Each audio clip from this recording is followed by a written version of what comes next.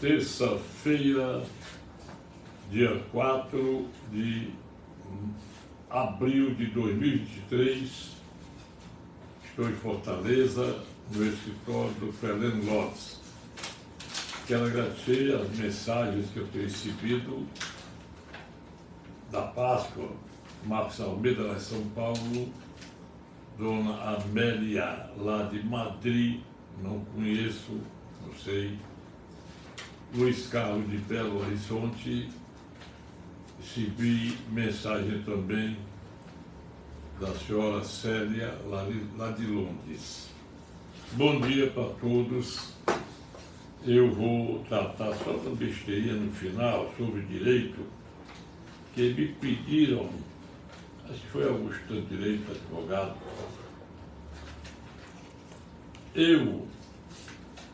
Acho que foi ontem, eu falei que o Congresso deveria aproveitar o artigo 59, inciso 6º da Constituição Federal,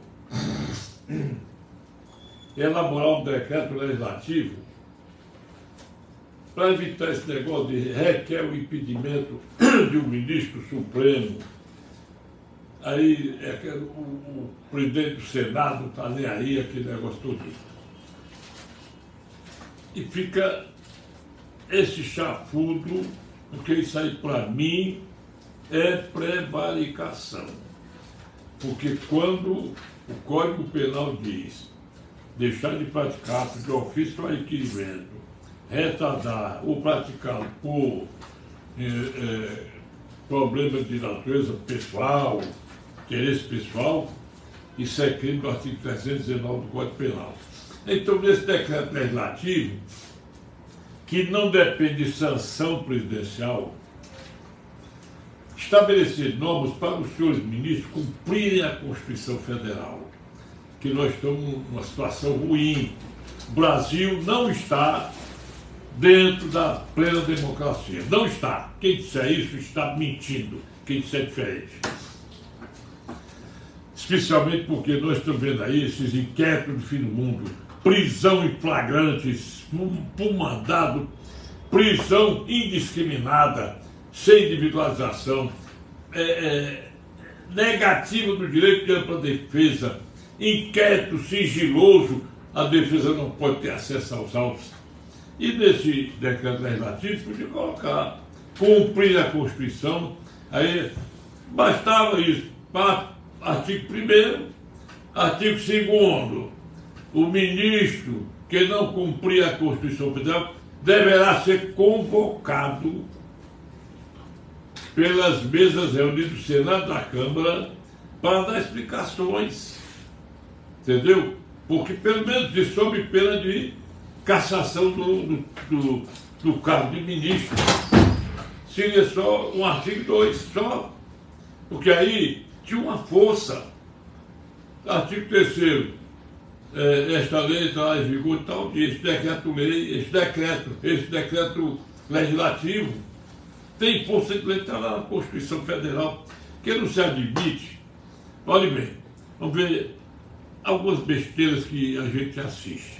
A primeira, sem comentário, um bocado de imbecis juntos, sob o comando da Janja, da Marina Silva, e não sei de quem mais, da ministra da Cultura, inaugurando o letreiro do Ministério da Cultura. Bonito, né? Mas bem, isso aí não vou nem comentar isso. Aí te escuta, um cara de gente besta dizendo besteira, tanto da Jovem Pan, eu ia dizer o nome aqui, eu não vou dizer, no respeito a vocês. Na Jovem Pan, um cara de besteira. Vamos ver aqui uma coisa, olha bem. Primeiro, Rosa Weber suspendeu por liminar o decreto de indulto do pessoal do Carandiru.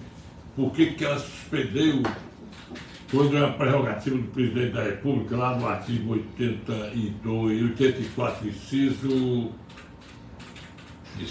12 da Constituição Federal. Suspendeu, dizendo que, isso segundo o Procurador da República, os crimes do Carandiru são crimes hediondos. Rapaz, isso aí é ridículo. A gente viu um negócio desse. Ridículo. Por quê? Porque a lei penal brasileira, a teor do artigo 5º, inciso 40 da Constituição Federal, não retroage para prejudicar o réu. Ora, se os crimes lá do Carandiru foram antes da lei do crime hediondo para o crime no direito penal, eu vou explicar direito. Por exemplo, a lei 8072, de 25 de 7 de 60, de 25 de 7 de 90, de julho de 90, essa lei, ela é de 90. Ela vem recebendo emendas, adicionamentos, esclarecimentos, artigos e tal, e o crime de homicídio só passou a ser hediondo quando a Glória Pérez colheu a assinatura do Brasil inteiro para gravar o crime de homicídio como hediondo, porque a Daniela Pérez, filha dela, com 22 anos, foi assassinada pelos colegas de TV Globo, Guilherme de Pádua, que já morreu agora, e Paulo Tomás.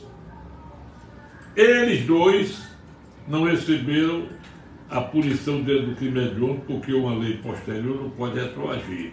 E porque agora a senhora ministra Rosa Weber quer colocar em plenário para dizer se o indulto do presidente da República tem valor para o pessoal do Carandiru, que foi caso acontecido em 92, 4 anos antes do homicídio ser crime hediondo. Isso é um absurdo, é uma esculhambação. O que dizem os artigos 6 a 20 do Código de Processo Penal? Agora, senhor Alexandre Moraes. O inquérito policial deve individualizar o tipo de crime, os indícios de autoria e materialidade para cada tipificação criminosa. Aí eu pergunto, aquele pessoal que estava lá em frente ao quartel do Exército e que não subiu, e aqueles que foram enganados no dia 8 de janeiro, porque vinham de ônibus, ou foram colocados dentro do ônibus, vocês vão embora para suas terras, e levaram para Papuda, levaram para Colmeia, que tinha uma prisão preventiva.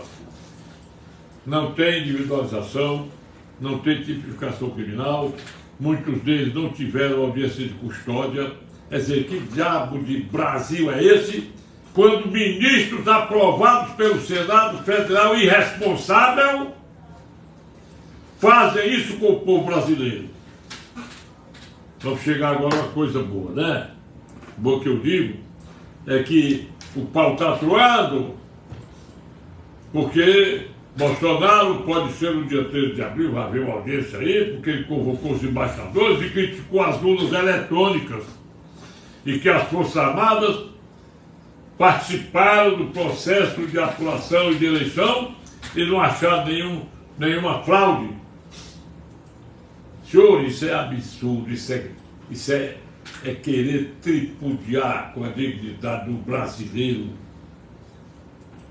Vejam bem, o que fizeram para o senhor Luiz Inácio Lula da Silva ser presidente da República? Tiraram dele as condenações. Tiraram por quê? Anularam o processo tudinho, tudo tramado, calculado, para que a prescrição tornasse o cidadão lá, entre aspas, elegível contra o princípio da moralidade que também está em vigor no artigo 37 da Constituição Federal. E o que foi que aconteceu? O senhor Edson Fachin, na época, o Luiz Roberto Barroso, eu sei que era o presidente do TSE, convocou embaixadores para mostrar que não tinha nenhum defeito nas urnas eletrônicas.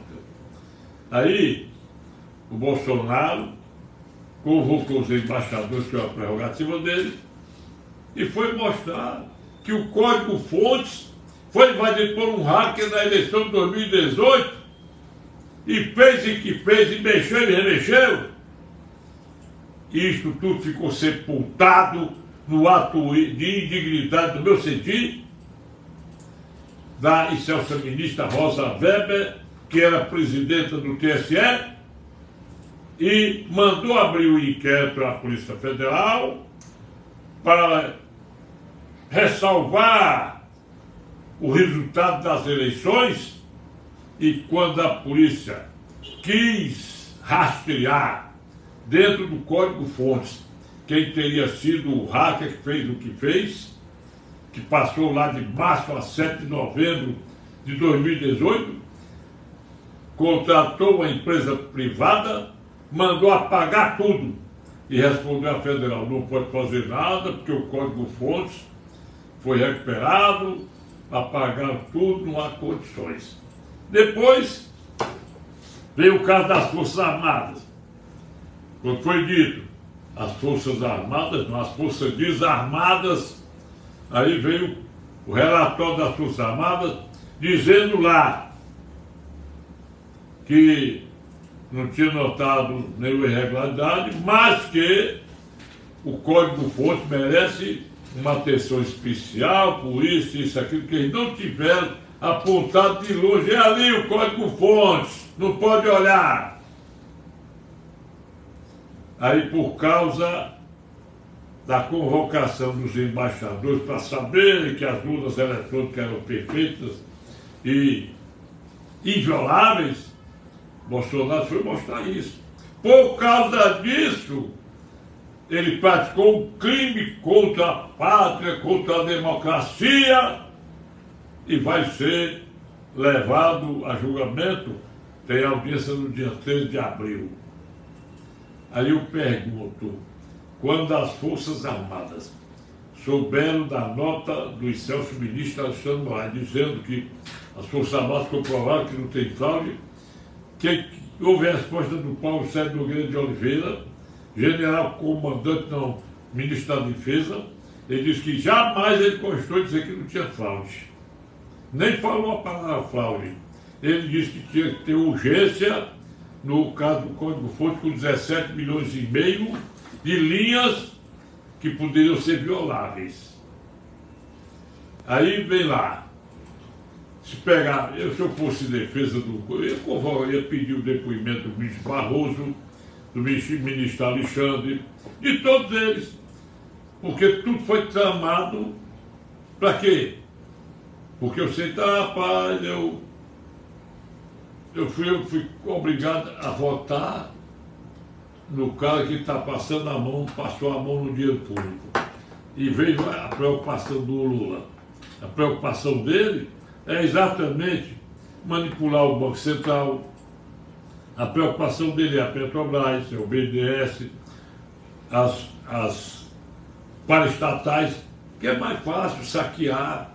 Você não ouve nada. Essa história aí do Fernando Haddad, o arcabouço fiscal, arcabouço, que está acabando com o Brasil, não houve nada, não fizeram nada pelo Brasil, nem vão fazer. Jamais o Banco Central pode reduzir a taxa Selic, porque essa taxa ela é o termômetro dos juros que norteiam o mercado. É a bolsa caindo, é o dólar variando para cima e para baixo, é um mercado sem sustentação, são as empresas fechando, as montadoras dando férias aos seus empregados, os preços subindo. Por quê? O governo acéfalo. Aí eu pergunto, como é que se pode punir um presidente que limpou o Brasil? Agora, eu vou perguntar aqui uma coisa. Você que é católico como eu sou católico. Desde os 6 anos de idade eu ia à missa à força. Hoje eu sou um fã de Jesus Cristo, eu sou um fã do Evangelho, dos livros do Velho Testamento e do Novo Testamento que estão na Bíblia. Você aceita o que o Papa falou? Ou será que o Papa falou por ele próprio? Porque eu fico cismado com a carta que eu mandei para o Papa reclamando de um padre fazendo campanha dentro da igreja. E o Monsenhor me respondeu, dizendo que o Papa leu a minha carta e que ia orar bem. Depois eu percebi, não, ele é argentino. Agora pensem, o que foi, você pode pensar o que foi que o Lula botou na cabeça do Papa? Quando ele foi lá, que agora o Papa escolhe de lá para cá. Não, o presidente do Brasil, Luiz Inácio Lula da Silva, a justiça, ele não praticou nenhum ato ilícito, tal, pelo menos é o que eu ouvi, né? Agora dizer, o Bolsonaro vai ficar inelegível por causa desse processo.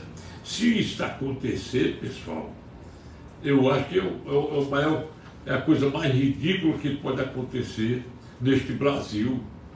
É tornar o Bolsonaro inelegível quando o PL mandou fazer uma perícia através do Instituto Voto Legal, provou por A mais B que todas as urnas de 2020 para trás tinham a mesma numeração, que a urna, quando era desligada por falta de energia que ele enganou, ela colocava a luz de todo mundo, a visibilidade de todas as pessoas, os votos, dados e tudo. Quer dizer, tudo isso aconteceu. E por que esse código-fontes não pode ser examinado pela perícia? Por que esse código-fontes é guardado em segredo absoluto? Porque se já foi violado em 2018, conforme o inquérito policial que foi feito e que a polícia não pôde concluir, porque apagaram, através de uma empresa privada, a manifestação do hacker. O Felipe Barros foi que exibiu. Aí dizer, o inquérito é sigiloso, processar o Bolsonaro, quebrou o sigilo. Isso é ridículo. O mais ridículo é que assistir a tudo isso e não poder fazer nada. Não poder olhar para as Forças Armadas com aquela esperança daquele 31 de dezembro, aliás, 31 de março de 64, que esses mesmos assaltantes que estão hoje, os que estão vivos ainda, como a Dilma e outros mais que foram envolvidos naquela época em assalto de banco, que eu me lembro muito bem, e que agora a Dilma é premiada com a presidência de um banco, ganhando os tubos de dinheiro. A desonestidade da Dilma é tamanha, todo mundo divulgou que ela recebe a pensão da Comissão da Verdade, quase 40 mil reais, de um estado, parece que é do Rio Grande do Sul, e ela quis receber por Minas, salvo engano, e foi negada. Ela queria 2 vezes, sempre com honestidade, recebe ainda a pensão de presidente da República, recebe tudo, pega um prêmio para ser presidente de um banco importante lá em Xangai, na China. Tudo isso a gente está vendo, ninguém pode fazer nada. Nosso Brasil está aí com o presidente, comando do Exército, comandante, proibiu a comemoração, não, apenas a lembrança do dia 31 de março. É o golpe, não houve golpe, regime militar salvou o Brasil do comunismo. E esses comunistas que estão no poder estão felizes porque as Forças Armadas estão também aí lépidas, sem fazerem nada. Tudo, segundo fala a imprensa, manipulado pelo presidente da República, entre aspas, também não é presidente. Nós não temos governo. Agora o pior é isso, é o senhor Papa Francisco, que foi lá para... Por que ele não pega o Banco do Vaticano, que é cheio de dinheiro, cheio de ouro, e distribui para a pobreza? Porque o mundo globalizado dele é só para botar pimenta no dos outros e refresco no seu. Por que isso? Nós, como católicos, não vamos aceitar essa ingerência do Papa para destruir o povo brasileiro. Que ele destrua lá a Argentina, Cuba, Venezuela e outros bichos lá. Hoje é que nós sabemos da exclamação dos médicos, mais médicos, que nunca o Bolsonaro tocou nesses caras. Eles foram embora porque tiveram medo de ficar no Brasil e houve a descoberta de que eles eram péssimos profissionais e até muitos deles, segundo se comenta, nem formados não eram.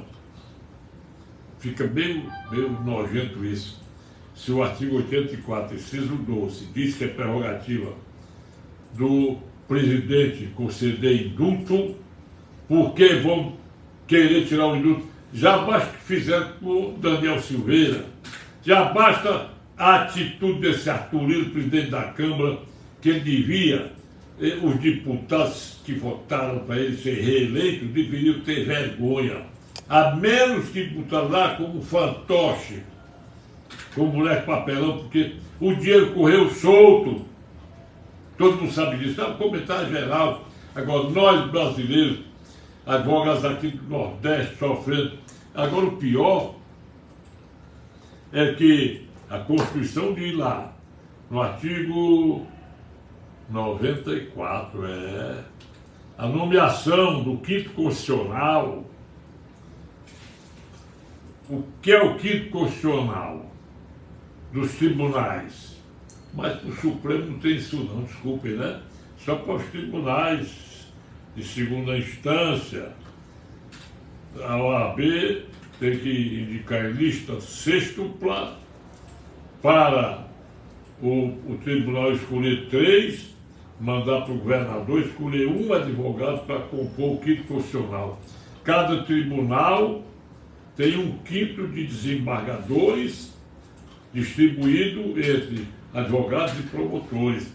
Mas lá para o Supremo vai ser um rebu danado, porque o Senado tem que desaprovar o Zanin, porque ele não tem os caracteres morais nem reputação ilibada para ser ministro do Supremo Tribunal Federal. Já basta o que tem lá, entendeu? Porque é muito sintomático. O mundo inteiro, é o mundo todo que bate palmas para o Bolsonaro, e é o mundo inteiro que reprova e xinga os ministros supremos que vão. Nova York, perdeu, mané. Nova York, não. Bolsonaro, show de popularidade. Oxford, mentiroso. O cidadão foi lá e chamou o ministro Roberto Moura de mentiroso. Depois, unido em Boston, vamos derrubar o presidente. Vamos ao Congresso, não deixar aprovar a PEC do voto impresso, quando no Paraguai tem voto impresso. Cadê o André Lopes, presidente do México, se ele quer mais negócio com o Lula? Vê se o Congresso, Assembleia Geral lá de Portugal, quer o Lula prestando depoimento, não, oratória. O Lula falar no plenário do dia 25 de abril em Portugal, comemoração da Revolução Cravo, que derrubou a ditadura do Oliveira Salazar. Vê se eles querem lá. Vê se o parlamento inglês quer o Lula lá na tribuna. Porque só quem quer o Lula é a China, que acha bom ele dizer que o Brasil tem que adotar o socialismo chinês. Estamos a caminho da Venezuela, tá bom, pessoal? Democracia aqui não existe ainda. Aliás, não existe mais. Ainda ela existiu. Eu acho que a partir de Zé Sarney, o Brasil começou a passos curtos e foi aumentando, e hoje nós estamos aí, nesse regime aí que ninguém sabe, acéfalo, ninguém sabe no dia de hoje, dia da manhã, o que é que vai ser feito a favor do povo brasileiro. Onde é que vai ser hasteada a bandeira brasileira? Onde é que vai tocar o hino nacional? Só no jogo de futebol? Será que é só lá? Isso é ridículo. Nós temos o presidente condenado em 3 instâncias. Condenado, e ainda um ministro que diz: o Lula podia dizer que foi uma armação do Sérgio Moro, naquele caso do pessoal do tráfico que quis matar o Sérgio Moro e a mulher dele e a família. A armação, mandaram para o Sudão. Não provar nenhum indício. Acabou, arquivo. Aí Bolsonaro intima para dizer, então isso é ridículo. É ridículo. Ele está vendo a parcialidade. Um tribunal parcial, um tribunal político, um tribunal pendente em favor de uma pessoa que não tem o mínimo de educação, o mínimo de compostura, o mínimo, pelo menos, de palavra para confortar o povo. Agora, aproveitar os mendigos, os miseráveis do sertão, que não sabem de nada, é isso que nós estamos sofrendo. Essa gente que o Lula faz questão de dizer, quanto mais o sujeito é pobre, mais ele acredita no que a gente diz. Ô, dona Ana, eu gosto da senhora, viu? Assistam a dona Ana, YouTube, vocês verem lá. Obrigado a vocês. Só uma coisa que me pediram. No crime, processo criminal, os prazos, artigo 798 do Código de Processo Penal, conta tudo, sábado, domingo, feriado e a santo. Então, se você foi intimado para fazer a defesa prévia numa quinta-feira, seu prazo começa sexta, sábado, domingo, segunda, terça, quarta, todo dia. O prazo só não pode começar sábado, domingo, feriado, nem terminar sábado, domingo, feriado. Já no civil, artigo 219 do Código de Processo Civil, os prazos só são dias úteis. Eu quase que eu perdi um prazo. Uma defesa prévia, quase que eu perdi do recurso, né? E mais, vocês veem uma coisa. O Tribunal de Justiça daqui, todos os tribunais, quando divulga um acordo, se você não souber contar, você se lasca. Em primeira instância, ele bota assim, o prazo tem início dia tal, termina dia tal. Mas se lembre que entre esses dois prazos, essas duas datas dadas na certidão, existe uma que é muito importante.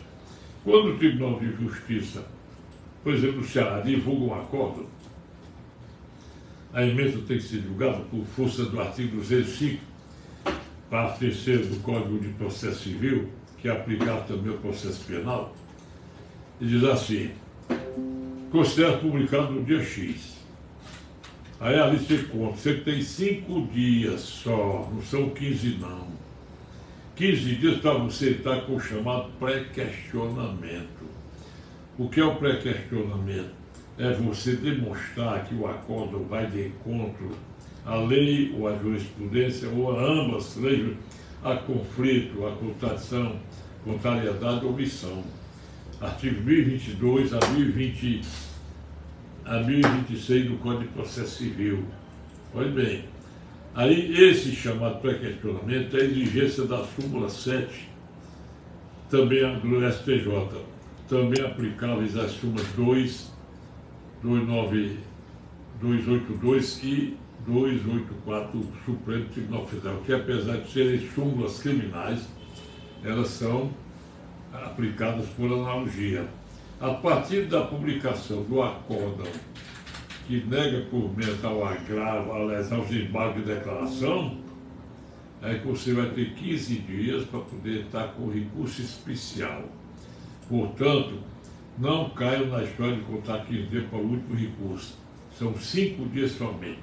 Já no crime, quando o tribunal divulga um acórdão criminal, você só tem 2 dias para os embargos de declaração para pré-questionar o artigo 620 do Código de Processo Penal.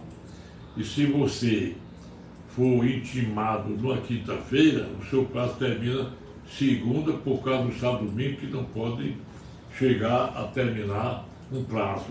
Não pode terminar prazo em dia que não seja útil. Cuidado. Aí você, vamos dizer que o presidente ou vice-tribunal, de acordo com os artigos 1029 seguindo o Código de Processo Civil, aplicado para as duas áreas, eles têm o poder de não admitir o recurso especial ou recurso extraordinário. Aí você tem que entrar com um agravo de instrumento perante o presidente do tribunal, artigo 1042 do Código de Processo Civil. Para você entrar com esse agravo de instrumento, via de regra, as normas contidas nos parágrafos do artigo 1042 são muito rígidas. Mas aí, para quem ainda não sabe, nós tivemos a emenda chamada da emenda da relatividade. Essa emenda da tolerância, entendeu? ela permite que você mostre o caso é relevante, emenda da relevância. Ela criou o parágrafo terceiro ao artigo 105 da Constituição Federal. Tem uma nova redação ao artigo 105, parágrafo terceiro. Por exemplo, nos casos de consumidor, muitas vezes se alega desde bem instância, matéria de ordem pública, faz o cortejo jornalístico e tudo, mas o tribunal, vamos dizer que não se convença. Ninguém vai brincar com o tribunal nem com o juiz. O juiz sabe dos recursos que ele profere uma sentença, ele pode ter uma sentença anulada. Não é nem um desdouro para o juiz, nem para o tribunal, a reforma de um acórdão. Por quê? Porque nós, de acordo com o artigo 6º do Estatuto da AB, temos o dever de tratar bem o juiz, dentro da lei, tratar com a dignidade que ele merece, mas discordar do que ele escreveu, discordar do tribunal. Aí, essa súmula 7 e a jurisprudência do Superior Tribunal de Justiça dizem que o pré-questionamento, que são os embargos de declaração, até a matéria de ordem pública deve ser objeto do pré-questionamento, sob pena do STJ não tomar conhecimento. Mas se eu venho argumentando desde o começo, eu tento pré-questionar essa emenda constitucional que deu essa relevância. Você pode alegar, porque o próprio STJ pegou o artigo 1º do Código de Defesa do Consumidor, que trata, esse artigo B trata da absoluta defesa e proteção do consumidor. Quando ele trata disso, o que acontece? Ele diz que o consumidor tem que ter respeito. Se é matéria de ordem pública, a primeira ofensa que há, qualquer decisão que não observe o Código de Defesa do Consumidor, já ofende esse acórdão do STJ. Daí porque é relevante você alegar, já no agravo do instrumento, que é o último recurso que você tem para poder fazer subir um recurso especial para o STJ, é o agravo do instrumento. Então, se você não fizer, a transita e julgada a sentença vai ser executada contra o seu constituinte.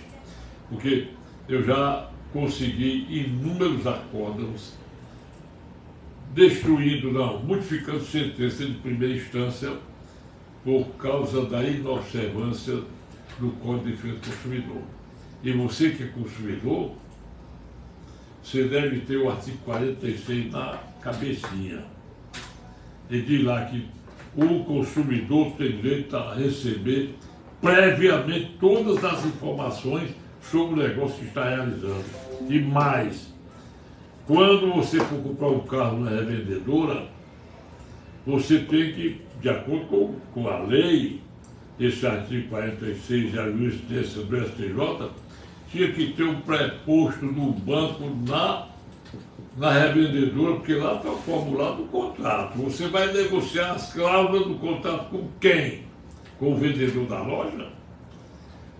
Diz assim, devem as cláusulas ser pactuadas entre o banco e o consumidor, para poder ser negociar as taxas de juros, porque quando o Supremo ele destruiu um pouco o direito da gente, ele eliminou praticamente o artigo 51, inciso 4 do CDC, que é o Código de Defesa do Consumidor. Ele chama esse artigo de lá. São nulas as cláusulas contratuais. Inciso 4. Quando praticam abusividade contra o consumidor.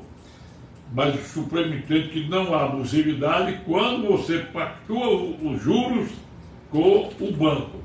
E onde está o banco? Está na agência vendedora de carro? Está não. Nem sempre você recebe a cópia do contrato. Você assina, ainda está lá no artigo 54, parágrafo 3º do CDC. Diz assim, todas as cláusulas do contrato devem ter escrita no porte 12, pelo menos, e sejam de fácil entendimento.